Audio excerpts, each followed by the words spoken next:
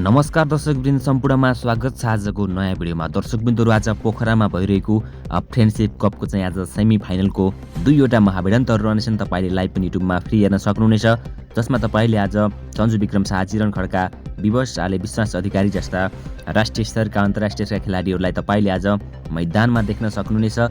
निकै कडा महाभिडन्त हुनेछ। तपाईँ लाइभ हेर्नको लागि खेल खबर युट्युब च्यानलबाट तपाईँले हेर्न सक्नुहुनेछ।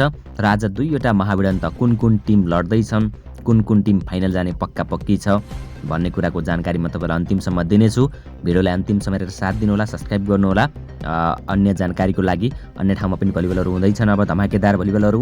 र आज तपाईँले देख्न सक्नुहुन्छ friendship cup semi final Pokhara 3 नदीपुरमा चाहिँ हुन गइरहेको छ। तपाईँले 1 बजे रहनेछ एउटा सेमी फाइनल, होइन, तनहु वर्सेस रङखोला बीच, जसमा चाहिँ तनहु तर्फबाट विवश आले, विश्वास अधिकारी, अशोक श्रेष्ठ जस्ता खेलाडीहरूलाई तपाईँ देख्न सक्नुहुन्छ।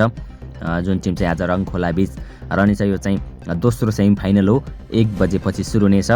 त्यसै गरी पहिलो सेमी फाइनल चाहिँ 11 बजेदेखि नै सुरु हुनेछ। तपाईँ लाइभ हेर्नको लागि खेल खबर युट्युबबाट हेर्न सक्नुहुनेछ एकदमै फ्रीमा।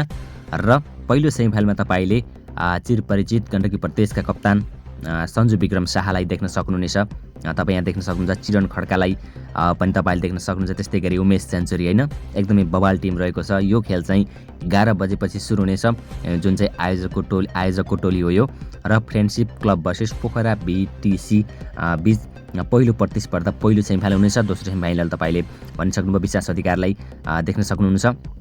लाइभ हेर्नको लागि तपाईँले देख्न सक्नुहुन्छ खेल खबर युट्युब च्यानलबाट हेर्न सक्नुहुनेछ। सो यही यो मोटामोटी जानकारी, र भोलि चाहिँ फाइनलको महाभिडन्त रहनेछ।